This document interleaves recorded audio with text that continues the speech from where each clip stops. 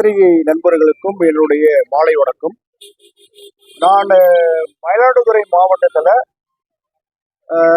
Prohibition and enforcement அதில் கடந்த November அதாவது 2024 இந்த மாவட்டத்தில் நான் பணிபுரிகிறேன்.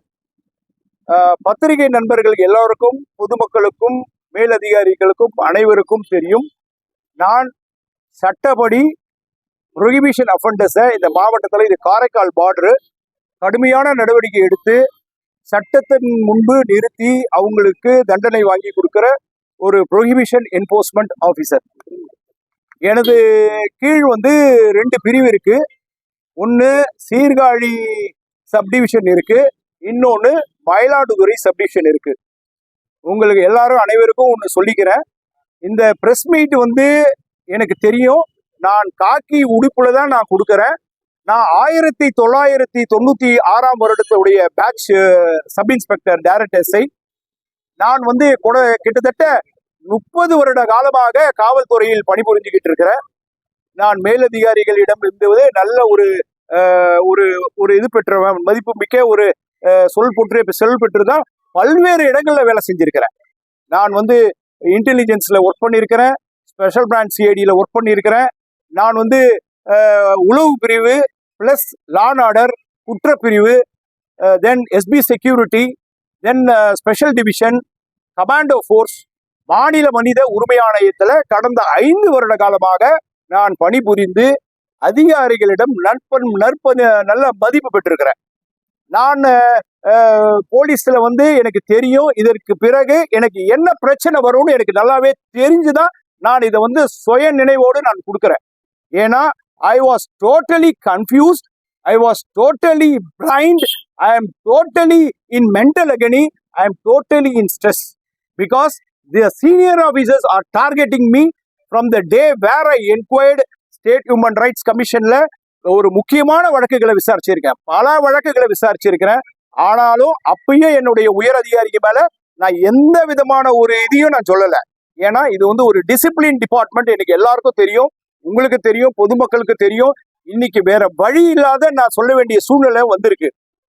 நான் மனித உரிமை ஆணையத்துல வேலை செய்யும் போது காஞ்சிபுரத்துல சிவகாஞ்சி காவல் நிலையத்துல ஒரு முக்கியமான வழக்கு ஆய்வாளருக்கு கஸ்தூரின்றவங்க இறந்து போனதை விசாரிச்சு பிளாக் அண்ட் ஒயிட்ல இதுல போலீஸ் சித்திரவதை உண்டு, இதுல போலீஸ் தப்பு பண்ணியிருக்காங்க, சில உயர் அதிகாரிகள், சில காவலர்கள், உதவி ஆய்வாளர்கள் சம்பந்தப்பட்டிருக்காங்கன்ற ஒரு ரிப்போர்ட்டை நான் என்னுடைய சேர்பர்சன் திரு Manikumar, chief justice of Kerala, is in charge of state human rights கமிஷனுடைய சேர்பர்சன், அவருக்கு அறிக்கை கொடுத்தேன், பிரிலிமினரி அறிக்கை கொடுத்தேன். அந்த அறிக்கையை அவர் என்ன பண்ணாரு, அரசாங்கத்துக்கு அனுப்பிச்சார். Home secretary, chief secretary, DGP sir உடனடியா என்னை அங்கிருந்து மாற்றுதல் பண்ணாங்க. இதுக்கு அந்த சேர்பர்சன் கடுமையான எதிர்ப்பு தெரிவிச்சு என்னை மாற்றக்கூடாது, இந்த மாதிரி அதிகாரிகளை மாற்றக்கூடாது சொல்லி என்ன அங்க தொடர்ந்து 1 மாத காலமா அங்க பணியில வச்சு, அதுக்கப்புறம் அவருக்கு நெருக்கடி கொடுத்த உடனே வேற வழி இல்லாம நான் அங்கிருந்து மாற்றப்பட்டு மயிலாடுதுறை மாவட்டத்துல நான் பணிபுரிஞ்சுக்கிட்டு இருக்கேன். நான் இன்னையோட பாத்தீங்கன்னா 9 மாத காலம் ஆகுது. இதுல 1200 வழக்குகளை பதிவு பண்ணியிருக்கோம். மயிலாடுதுறையிலயும் சீர்காழியிலும் பண்ணியிருக்கோம். 600 இருந்து 700 கைது பண்ணி ரிமாண்ட் பண்ணியிருக்கோம். கஞ்சா வழக்குகள், ப்ரொஹிபிஷன் வழக்குகள், என்ஃபோர்ஸ்மெண்ட்ல இருக்கிற அனைத்து உத்தரவுகள், இங்க இருக்கிற எஸ்பி அவங்க திரு ஸ்டாலின் அவங்களுடைய ஐபிஎஸ் அவர்களுடைய உத்தரவாகட்டும், எங்களுடைய மேலதிகாரி ஏடிஜிபி என்ஃபோர்ஸ்மெண்ட் அவங்க உத்தரவாகட்டும், எல்லா உத்தரவையும் மதிச்சு செயல்பட்டு இருக்கிறோம். பல்வேறு மெமோ வரணும், போலீஸ்ல வேலை செஞ்சா வரும், போலீஸ்ல வேலை செஞ்சா எல்லா கேள்வி கேட்பாங்க, அதுக்கு உண்டான பதில் அறிக்கையெல்லாம் நாங்க கொடுத்துக்கிட்டு இருக்கிறேன். இப்படிப்பட்ட சூழ்நிலையில இன்னைக்கு எனக்கு என்னன்னா ஒரு கஷ்டம் என்னன்னா, எங்க உயர் அதிகாரி, எனக்கு மேல இருக்கிற உயர் அதிகாரி, மாவட்ட கண்காணிப்பாளர் ஒரு மறுப்பு அறிக்கை கொடுத்திருக்கிறார். அதுதான் வேதனையா இருக்கு. அதாவது வாகனமே என்கிட்ட இருந்து பறிக்கப்படல அப்படின்னு சொல்றார். பிரஸ்ஸை கூப்பிட்டு தவறான இதெல்லாம் போடாதீங்க அப்படின்னு சொல்றார். Right, okay, I accept it. நான் என்ன சொல்ல வரேன்னா, கடந்த 5/7/2025 என்னுடைய டிரைவர் வடிவேல் என்றவர் பொலரோ வெஹிக்கிள்ல அவரும் இருக்காரு. அப்படி இருக்கிறவரு என்ன பண்றாரு, இந்த மாவட்டத்துல ARSI திரு செந்தில்குமார் அவர் வந்து இந்த வாகனம் உடனடியா ஆனரபிள் மினிஸ்டர் திரு மெய்யநாதன் அவங்களுக்கு எஸ்காட்டுக்கு வண்டி வேணும்னு சொல்றாங்க. நான் சொன்னேன் புரோட்டோகால் படி அது மாதிரி கொடுக்க முடியாது. ரெண்டாவது நான் இன்டென்சிவ் ரைட்ல இருக்கிறேன், இந்த வாகனத்தை நான் கொடுக்க முடியாது. அப்படி இந்த வாகனத்தை கொடுக்கணும்னா நீங்க ஒரு ஆர்டர்ஸ் பாஸ் பண்ணுங்க, நான் வண்டியை கொடுக்குறேன்னு சொல்லி சொன்னேன். அதுக்கு அந்த வடிவேல் போலீஸ் கிட்ட அந்த ARSI நான் உங்க DSP கிட்ட பேசிக்கிறேன்னு சொல்லிட்டாரு. அவரும் நீங்க DSP கிட்ட பேசிக்கன்னு சொல்லிட்டாரு. உடனடியாக அந்த ARSI கிட்ட பேசுறாரு. நான் மறுப்பு தெரிவிச்சுட்டேன். அதுக்கப்புறம் 2 மணி நேரம் கழிச்சு நான் 1996 பேட்ச் SI டைரக்ட் SI இன்னைக்கு வந்த 2008 பேட்ச் உடைய இன்ஸ்பெக்டர் SB இன்ஸ்பெக்டர்னு இருந்துகிட்டு என்ன நீங்க எங்க இருக்கிறீங்களோ அங்கேயே இருந்துட்டு வண்டியை உடனடியா அனுப்புங்கன்னு சொல்றாரு. நான் சொன்னேன் இந்த உத்தரவை நீங்களாம் எனக்கு பிறப்பிக்க முடியாது. நீங்க வந்து எனக்கு மேலதிகாரிகள் சொன்னாதான் நான் வண்டி அனுப்ப முடியும், ஆர்டர்ஸ் இல்லாம வண்டி அனுப்ப முடியாது சொன்ன உடனே அடுத்த 10 நிமிடத்துல மைக்கில் திரு நாகராஜ் கண்ட்ரோல் ரூம் அவர் எனக்கு சொல்றார், கட்டளையிடுறார், உடனடியா நீங்க போய் திருச்செந்தூர் பாதுகாப்பு பணிக்கு போங்கன்னு சொல்றாரு. ரைட், முருகப்பன் கூப்பிடுறாருன்னு சொல்லிட்டு திருச்செம் பந்தோபஸ்துக்கு மைக்கிலேயே சொல்லிட்டு போய் 5ஆம் தேதி பாதுகாப்பு பணிக்கு போனேன். எனக்கு எந்த வண்டி என்கிட்ட கேட்டாங்களோ அதே வண்டியில தான் நான் பயணம் செஞ்சேன். கிட்டத்தட்ட 400 இருந்து 450 கிலோமீட்டர் 5, 6, 7 3 நாட்கள் நான் பயணம் செஞ்சேன். அதுக்கப்புறம் நான் அங்க இருக்கும் போதே SB ஆபீஸ்ல இருந்து ஒரு உத்தரவு வருது, நீங்க உடனடியா திருவாரூர் பந்தோபஸ்து ஆனரபிள் CM பந்தோபஸ்துக்கு உடனடியா நீங்க போகணும் அப்படின்னோட நான் ஹெட் குவார்டர்ல வந்து ரிப்போர்ட் பண்ணிட்டு அன்னைக்கு நைட்டு கண்ட்ரோல் ரூம்ல கூப்பிட்டு நான் வந்து இங்க வந்து ரிப்போர்ட் பண்ணிட்டேன். 2 மணிக்கு நைட்டு கொடுக்குறேன். அதாவது 7ஆம் தேதி 8ஆம் தேதி விடிய காலையில சொல்லிட்டு எல்லாமே நான் சொல்ற பதிவுகள் எல்லாமே GDல இருக்கு, எல்லாமே இருக்கு. எதையுமே மறைக்க முடியாது, ஒழிக்க முடியாது. இந்த மாவட்டத்தில் இருக்கிற பாக்குற அனைத்து காவலர்கள் அதிகாரிகள் எல்லாருக்கும் தெரியும் இங்க என்ன கொடுமை நடந்துகிட்டு இருக்குன்னு. இதுக்கு காரணம் முக்கியம். ஒன்னு SP திரு ஸ்டாலின் IPS, இன்னொன்னு ஆய்வாளர் ஸ்பெஷல் பிரான்ச் பாலச்சந்தர். SPயை கூட நம்ம எடுத்துக்கலாம் ஒரு அதிகாரியா. இந்த பாலச்சந்தர் என்ன மட்டும் இல்ல பல அதிகாரிகளை துன்புறுத்துறாரு, வேலை செய்ய விடாம பணி செய்யறாரு, இந்த மாதிரி பிரச்சனை பண்றாரு. வண்டி வாகனத்தை வந்து நான் வந்து திருவாரூர்ல இருந்து 8ஆம் தேதி வந்து 7, 8, 9, 10ஆம் தேதி திருவாரூர் பந்தோபஸ்து முடிச்சுட்டு 10ஆம் தேதி நைட்டு வந்த உடனே இறங்க கூட இல்லை வீட்டுல, உடனடியா வண்டி வேணும்னாங்க. அப்பயும் கேட்கிறேன் யாருக்கு இந்த வண்டி வேணும்? திரு மெய்யநாதன் ஆனரபிள் மினிஸ்டருக்கு வண்டி வேணும் சார். அந்த ARSI தான் என்கிட்ட பேசுறாரு, ரெக்வஸ்ட் பண்றாரு. அப்பயும் சொல்றேன் இந்த வண்டி எஸ்கார்ட் யூஸ் பண்ண முடியாது, இது புரோட்டோகால்ல கிடையாது. புரோட்டோகால்ல நான் SB செக்யூரிட்டியில இருந்தவன், SBல ISல இருந்தவன், இது வந்து செக்யூரிட்டியில புரோட்டோகாலே கிடையாது, நான் வண்டி கொடுக்க முடியாதுன்னு சொன்னேன். ரொம்ப ரெக்வஸ்ட் பண்ணதுனால இந்த வண்டியை ARSI கிட்ட கொடுத்தேன். ஆனா ஆனரபிள் மினிஸ்டர் அவங்களுக்கு போகல, இந்த வண்டியை எடுத்து ஓரமா எடுத்து வச்சுட்டாங்க. 10ஆம் தேதியிலிருந்து வண்டி இல்ல. 11ஆம் தேதி நான் மாவட்ட SPக்கு தெரிவிக்கிறேன், சார் எனக்கு வண்டி இல்ல, எல்லாத்துக்குமே ரெக்கார்ட் இருக்கு. I have everything in my mobile phone record, each and everything. இன்னையிலிருந்து இன்னொன்னு சொல்றேன் உங்களுக்கு, இந்த 8 மாத காலத்துல ஒரு நாள் கூட SP என்கிட்ட சரியா போன்ல பேசுனதே கிடையாது. அது என்ன காரணமோ அது கடவுளுக்கு தான் வெளிச்சம். ஆனா இந்த 10ஆம் தேதி வந்து வண்டியை நைட்டு வாங்கிட்டாங்க. 11ஆம் தேதி மத்தியானம் வரைக்கும் வண்டி வரல. நான் வண்டி வரலன்னு சொன்னேன்னா அவர்கிட்ட தெரிவிக்கிறேன், எனக்கு ஒரு ரோட்லயே ஓடவே முடியாத ஒரு வண்டி எனக்கு கொடுக்குறாங்க. அந்த வண்டியை நான் என்ன சொல்றேன், சார் இந்த வண்டியில போக முடியாது, என்னுடைய டிரைவர் மணிபாரதினி என்கிட்ட கூப்பிட்டு சொல்றாரு, ஐயா இந்த வண்டி ரோட்ல யூஸ் பண்ண முடியாதுங்கய்யா சொல்றாரு. பரவாயில்ல, உயர் அதிகாரிகள் உத்தரவு கொடுத்துட்டாங்க, வண்டியை எடுத்துட்டு வாங்க சொல்லியாச்சு. வண்டி வந்துடுச்சு. வண்டி வந்தோடனே அந்த வண்டியில நைட் கண்ட்ரோல் ரூம் அன்னைக்கு டிஸ்ட்ரிக்ட் நைட் ரவுண்ட்ஸ் போடுறாங்க. வண்டியை என்னால ஓட்ட முடியலன்றாரு டிரைவரு. வண்டியை தள்ளி ஓட்டி கொண்டு போயிட்டு கொஞ்சம் தூரத்துல செக் போஸ்ட் கிட்ட கொள்ளிடம் பக்கத்துல வண்டி நின்று போச்சு. வண்டியிலிருந்து புகை வருது. கண்ட்ரோல் ரூமுக்கு சொல்றேன், ARக்கு சொல்றேன், SI நம்ம ARSIக்கு சொல்றோம். எந்த நடவடிக்கை எடுக்கல. அன்னைக்கு வண்டி ஓடலன்னு இல்லை, வண்டி ஓடுது, but it is not good condition to ரோட்ல ஓட்டுறதுக்கு வண்டி இல்ல. வண்டியிலிருந்து புகை வந்தா எப்படி உட்காந்துட்டு போக முடியும்? ஒரு டிரைவர் உயிர் முக்கியம் இல்லையா? உங்களுக்கு வேணா என் உயிர் முக்கியம் இல்ல, என் குடும்பத்துக்கு என் உயிர் ரொம்ப முக்கியம். முக்கியமா இல்லையா சார்? முக்கியம், என் உயிர் ரொம்ப முக்கியம். அதனால நான் சொல்லிட்டேன், இந்த வாகனம் ஓட்ட முடியாது. இருந்தாலும் காலையில வரைக்கும் மனசாட்சியோட என்னோட நைட் ரவுண்ட்ஸ் முடிச்சுட்டு அடுத்த நாள் அந்த வண்டியை கண்ட்ரோல் ரூம்ல கொண்டு வந்துட்டு போட்டாச்சு. போட்டுட்டு நான் எஸ்பி கிட்ட தெரிவிச்சேன், சார் வண்டி ஓட முடியாது சார், வண்டி எதுவும் பண்ண முடியாது. உடனே அவர் என்ன சொன்னாரு, எந்த பதிலும் சொல்லல, ஒரு பதிலும் சொல்லல.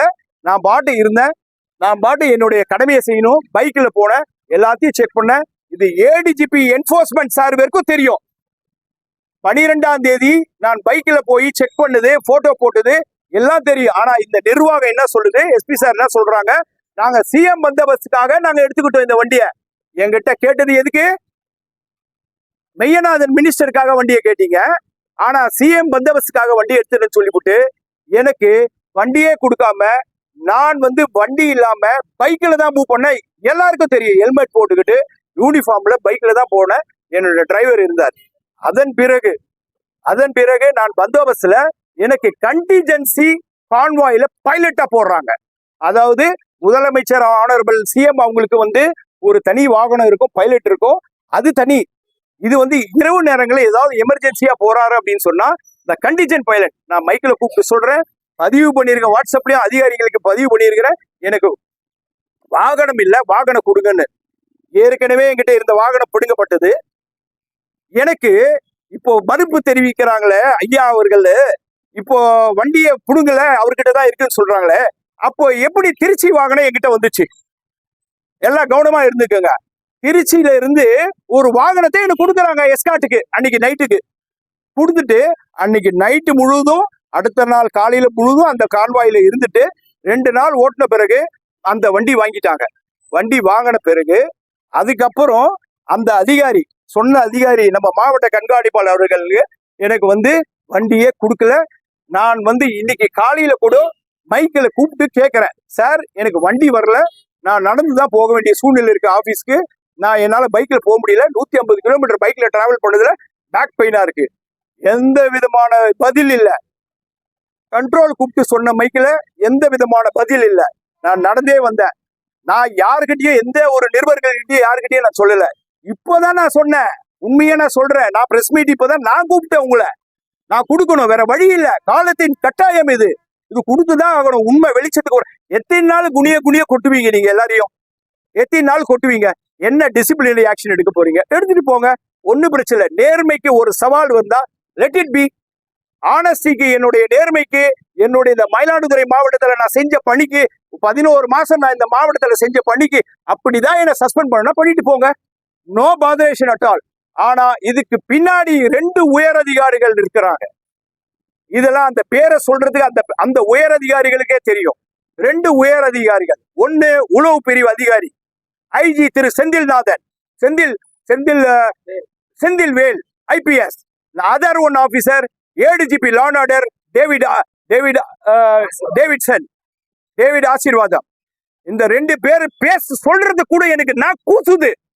கஷ்டம், போலீஸ்ல ரொம்ப கஷ்டம். நாங்க எங்களை மாதிரி அதிகாரிகள், நேர்மையான அதிகாரிகள் எப்படி வேலை செய்ய முடியும்? நாங்க எங்களை நேற்று எஸ்பி மயிலாடுதுறை என்ன ரூம்ல கூப்பிட்டு பேசுறார்.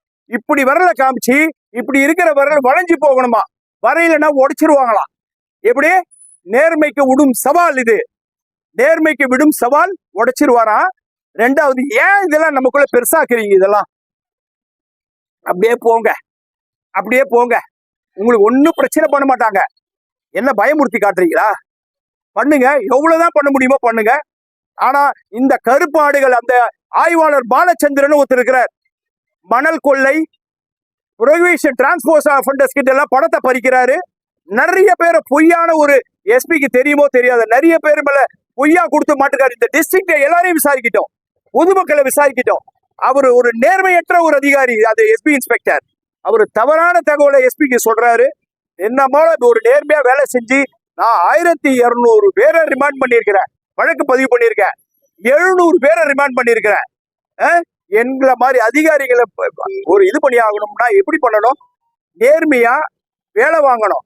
வேலை வாங்குறத விட்டுவிட்டு எங்களை பனிஷ் பண்றீங்க. ஒரு தவறான ஒரு போடாதீங்க பிரஸ்ல சொல்லி, அப்போ வந்து உங்களுக்கு இந்த நியூஸ் எப்படி வந்தாலும் சரி அது தவறா? தவறு இல்ல, உண்மை. இந்த நிர்வாக சீர்கேடு மயிலாடுதுறை மாவட்டத்துல இது போன்ற ஒரு எஸ்பி, இது போன்ற எஸ்பி இன்ஸ்பெக்டருங்க இருக்கிற வரைக்கும் காவலர்களுக்கு அனைவருக்கும் இல்ல, பொதுமக்களுக்கே பாதுகாப்பு இல்ல, பொதுமக்களுக்கே பாதுகாப்பு இல்ல. இந்த 2 அதிகாரிகள் உடனடியா மாற்றப்படணும். நான் சஸ்பெண்ட் ஆனாலும் பரவாயில்ல, மக்கள் வந்து விழிப்புணர்வோடு இருக்கணும்.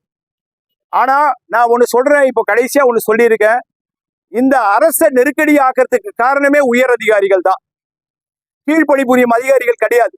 ஆனரபிள் சிஎம் அவங்களுடைய அரசு நல்லா பண்ணிக்கிட்டு இருக்கிறாங்க. ஆனா இந்த அரசு கெட்ட பேர் கொண்டு போறதே யாருன்னா இந்த மாதிரி அதிகாரிகள் தான். இந்த மாதிரி அதிகாரிகள், அந்த ஆனரபிள் சிஎம் அவங்களுக்கு எல்லாம் தெரியுமா தெரியாதா தெரியல. மனித உரிமை ஆணையத்துல நாங்க வேலை செஞ்சது எங்களை பழி வாங்குறாங்க, இப்பயும் பழி வாங்குறாங்க. நான் 20 பெட்டிஷன் கொடுத்துட்டேன், என்ன சென்னைக்கு மாற்றுதல் பண்ணுங்க, என்னால இங்க வேலை செய்ய முடியல, என்ன talk ஸ்குவாட்ல போடுங்கன்ற. I am capable of doing law and order work, but I am requesting to post me to the dog squad. But these officers not even hearing me. They are torturing me to the core. Let it be. I am totally dejected. இந்த police department, இந்த அதிகாரிகள் பண்ற மன உளைச்சல் நெருக்கடியாகி தான் இன்னைக்கு இங்க வந்து சொல்ல வேண்டிய நிர்பந்தத்துக்கு தள்ளப்பட்டதே அவர்கள் தான். நான் நடந்து ஒரு உதாரணம் உங்களுக்கு எல்லாரும் முன்னாடியே ஒண்ணு வைக்கிறேன். நான் நடந்து போறதுக்கு காரணம் யாரு? நான் எனக்கு பைத்தியக்காரனா? நானே வண்டியில இருக்குது, எனக்கு வண்டியில போவேனா இல்ல நான் நடந்து போவேனா? உங்ககிட்டயே இந்த கேள்வியை விட்டுறேன். வண்டியை புடுங்குது இல்லாம நேர்மையற்று கேட்டா இந்த ஏசிய சொல்றாங்க, மேல ஒரு ஏசி இருக்கு, இதை லஞ்சத்துல வாங்கியிருக்கேன். நான் லஞ்சத்துல வாங்கினு சொன்னா தூக்கு போட்டு செத்துருவேன். இங்க தூக்கு போட்டுக்கிறேன், இதே இடத்துல தூக்கு போட்டுக்கிறேன். யாராவது லஞ்சத்துல வாங்கினு சொன்னா, நான் லஞ்சம் வாங்கினேன் எவங்கிட்டயாவது கைவிட்டு வாங்கினு சொன்னா இதே இடத்துல தொங்கி போட்டு தூக்கு போட்டுக்கிறேன். என் போலீஸ் எல்லாம் விசாரிங்க, எல்லாரையும் விசாரிங்க, நேர்மையான வேலை செஞ்சுட்டு இருக்கிறேன். இது ஒரு உதவி ஆய்வாளர், இங்க நான் கஷ்டப்படுறதுனால எனக்கு வந்து ஐயா இது இருக்கட்டும் இந்த ரூம்ல கொடுத்தாரு, விசாரிங்க, மிரட்டி காட்டுறீங்க என்ன, இது மாதிரிலாம் நீங்க கொள்ளடிக்கிறீங்க, நீங்க எல்லாம் ரகலை பண்றீங்க, நீங்க உங்களுக்கு பணம் கொடுக்கலன்றதுக்காக இவ்வளவு பிரச்சனை பண்றீங்க என்ன மாதிரி எவ்வளவு அதிகாரிகள் மன குமுறலோடு இருக்கிறாங்க. இதுவே கடைசியா இருக்கட்டும், என்ன நீங்க சஸ்பெண்ட் பண்ணிக்கங்க, என்ன வேணா பண்ணிக்கங்க. I am least bothered, because உண்மை ஜெயிக்கும் நான் நினைக்கிறேன். ஆனரபிள் சிஎம் அவங்க இதை உண்மையிலே எடுத்துக்கிட்டு இந்த மாதிரி அதிகாரிகளை தண்டிக்கணும். எங்களை மாதிரி அதிகாரிகளை தண்டிக்கிறதுனா தவறுது. என்ன காரணம்னா உண்மையை நாங்க வேற வழி இல்லை, எங்களோட உயர் அதிகாரிகிட்ட சொல்ல முடியல, நம்ப முடியல. என்ன கேள்வி கேட்பீங்க தெரியுமா? ஏன் டிஐஜி கிட்ட சொல்லக்கூடாதா? ஏன் ஐஜி கிட்ட சொல்லக்கூடாதா? ஏடிஜி கிட்ட சொல்லக்கூடாது? எல்லாருக்கும் தெரியும், யாரும் நடவடிக்கை எடுக்கல. ஒரு 7 நாட்களா 10ஆம் தேதியிலிருந்து இன்னைய வரைக்கும் ஒரு அதிகாரி பைக்ல போறான், நடந்து போறான், கேட்கறதுக்கு ஒரு நாதி இல்ல. எங்க போய் நிக்கிறது? இப்ப கூட பாருங்க, என் பக்கத்துல யாரும் இல்ல. ஏன்னா இது டிபார்ட்மெண்ட் கோட் ஆஃப் கான்டாக்ட். கேட்டா கோட் ஆஃப் கான்டாக்ட் சொல்றீங்க, அதனாலதான் பாருங்க ஒரு போலீஸ் வந்து நிக்க மாட்டாங்க. இதான் உண்மை. என்னோட போட்டோ எல்லாமே சஸ்பெண்ட் ஆகுறதுனா என்னோட போட்டோ, என் போலீஸ் யாரும் இருக்க கூடாது. ஆனா இந்த அதிகாரிகளை கேள்வி கேட்கணும். Senthil Velan IPS, Davidson ADG law and order, SP Stalin, Balachandar, இந்த 4 பேரையும் நிக்க வச்சு கேட்கல, எனக்கு என்ன ஆகும்னே எனக்கு தெரியாது. தேங்க்யூ. இதெல்லாம் தெரியாதுங்க. இவங்க சிங்சாக் அடிக்கிறதுக்கு வண்டி கேட்கறாங்க. There is no protocol. There is no protocol in giving this vehicle. Convoy அவங்களுக்குன்னு தனி வரும். மினிஸ்டர்ஸ்க்கும் இந்த அரசாங்கத்துக்கு சம்பந்தம் கிடையாது. இந்த அதிகாரிகள் என்னை பழி வாங்குகிறார்கள். உங்ககிட்ட விட்டுறேன், நீங்க நல்லது எனக்கு சொல்லுங்க. ஜெய்ஹிந்த். அதாவது நானு மனித உரிமை ஆணையத்துல அவர் ஆனரபிள் சிஎம் அவங்களுக்கு ஒரு அன்பான ஒரு பணிவான வேண்டுகோளை வச்சிருக்கேன். நீங்க வந்து ஒரு நல்ல ஒரு நிர்வாகத்தை பண்ணிக்கிட்டு இருக்கிறீங்க. ஆனா ஏனோ உங்களுக்கு சில விஷயங்கள்லாம் தெரிய மாட்டேங்குது. நான் ஐயா கிட்ட ஒண்ணு சொல்றேன். நானு சிறப்பான நிர்வாகம், அதுல எந்த விதமான மாற்றமும் கிடையாது. ஆனா சில அதிகாரிகள் உங்களுடைய கவனத்துக்கு கொண்டு வந்தாங்களா இல்லையான்னு எனக்கு தெரியல. மனித உரிமை ஆணையத்துல வேலை செஞ்சு போயிட்டு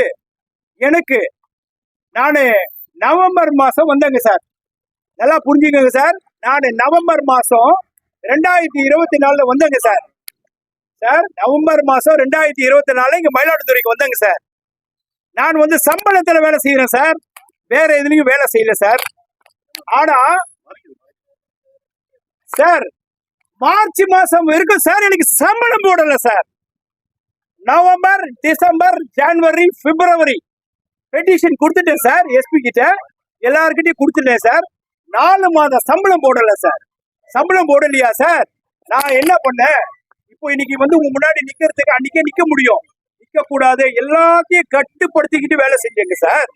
செய்யும் பொழுதுங்க சார் ஒண்ணு பண்ணாங்க சார், நான் மனநிலைக்கு விஆர்எஸ் கொடுத்துட்டேன் சார், வாலண்டரி ரிட்டையர்மெண்ட் சர்வீஸ்.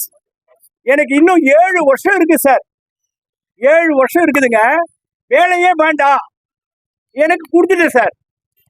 அரசாங்கமும் என்ன 3 இதுல விசாரிப்பாங்க, விஜிலன்ஸ், எஸ்பிசிஐடி, சிபிசிஐடியில 3 இடத்துல விசாரிப்பாங்க. அதிகாரிகளை விசாரிச்சு நல்ல கருத்து இருந்துச்சுன்னா பிஆர்எஸ் கொடுத்துருவாங்க. எல்லாத்திலையும் விசாரிச்சு என் மேல எந்த விதமான குற்றச்சாட்டு இல்லைன்னு சொல்லி எனக்கு வந்தவுடனே பிஆர்எஸ் கொடுக்கறதுக்கு ஏப்ரல் 30 போக வேண்டியது, ஏப்ரல் 1 போக வேண்டியது, மார்ச் மாசம் எனக்கு 15ஆம் தேதி வந்தவுடனே மாவட்ட அதிகாரி எஸ்பி அவங்க, இதே எஸ்பி அவங்க கூப்பிட்டு அட்வைஸ் பண்ணி வேண்டாம் போகாதீங்க இருங்க சொல்லி, அப்புறம் எங்க குடும்பங்கள்லாம் சொல்லி, நான் இது 2வது செகண்ட் இன்னிங்ஸ் நான் போயிட்டு இருக்கு. பிஆர்எஸ்ஏ கொடுக்க போனேன் நானு. அப்படிலாம் போன அதிகாரியே இன்னைக்கு என்ன வந்து டார்ச்சர் டு தி கோர். நீ ஏன் பிஆர்எஸ் போய் வாங்கணும், பென்ஷன் வாங்கணும், பென்ஷன்லாம் வாங்கக்கூடாது, நீ சஸ்பெண்ட் ஆகணும். என்ன இந்த இடத்துல கொண்டு வந்து நிறுத்தி வச்சது யாரு? இந்த எஸ்பி, இந்த இன்ஸ்பெக்டர்னு சொல்றதுக்கே லாக் இல்லாத ஒரு நபர் அவரு. அவரை சொன்னா எனக்கு அசிங்கம். நான் மேல இருக்கிற அதிகாரிகளை தான் சொல்லணும். ADG law and order, IG SP, இந்த 3 பேரு கூடுதலா எஸ்பி இன்ஸ்பெக்டர், இவங்க தான் இந்த இடத்துல நின்று பேட்டி கொடுக்கறதுக்கு எனக்கு தெரியும். இது வந்து எவ்வளவு இதாகும்னு எனக்கு தெரியும். போலீஸ் கான்டக்ட் அண்ட் ரூல்ஸ்ல இது வந்து ரொம்ப மிகப்பெரிய தவறு தெரியும். தெரியாமலாம் நான் பேசல. But the world should want to understand, our honorable CM should want to understand, he should want to take action against these officers. They are all making us to do, provoking us. They are making provoking and it leads to this. இதனாலதான் நான் வந்து நிற்க வேண்டிய சூழ்நிலை, வேற வழி இல்லை sir. அதனால ஆனரபிள் சிஎம் அவங்கள வந்து மன்றாடி வேண்டிக்கிற, தயவு செய்து இதை விசாரிங்க. இந்த மாதிரி அதிகாரிகள்லாம் இருக்கிற வரைக்கும் எங்கள மாதிரி அதிகாரிகள்லாம் தண்டிக்கப்பட்டுக்கிட்டே தான் இருப்பாங்க. இன்னைக்கு உங்களுக்கு எல்லாருக்கும் தெரியும் எங்கெங்க என்ன ஆச்சு. சாத்தாங்குளம் வழக்கு மேலதிகாரிகள் உத்தரவு கொடுத்து, தவறான உத்தரவு கொடுத்ததுனாலதான் இன்னைக்கு அனைத்து போலீஸ் குடும்பமும் கஷ்டப்பட்டுக்கிட்டு இருக்கு. அவங்க பண்ணது தவறு, போலீஸ் பண்ணது தவறு இல்லைன்னு சொல்லல, ஆனா அவங்க கஷ்டப்படுறதுக்கு காரணம் யாரு? இந்த மாதிரி உயர் அதிகாரிகள் தவறான ஒரு இது சொல்றதுனாலதான். இதே ஐஎஸ்பியும் அதே தான் பண்ணிக்கிட்டு இருக்காரு. இங்க ஸ்பெஷல் டீமை வச்சுக்கிட்டு துட்டு வாங்கிட்டு இருக்கிறார் அந்த எஸ்பி இன்ஸ்பெக்டர். ஸ்பெஷல் டீம் யாருன்னு அவங்க மேலதிகாரி விசாரிச்சா தெரியும். நான் எந்த விசாரணைக்கும் நான் வந்து கோஆபரேட் பண்றேன். ஆனா விசாரிக்காமையே இவங்க ஒரு பதில் அறிக்கை கொடுக்கறது தவறு, கண்டிக்கத்தக்கது. அதனால உண்மையை உங்ககிட்ட விட்டுற, நீங்க என்ன வேணாலும் பண்ணுங்க. தேங்க்யூ.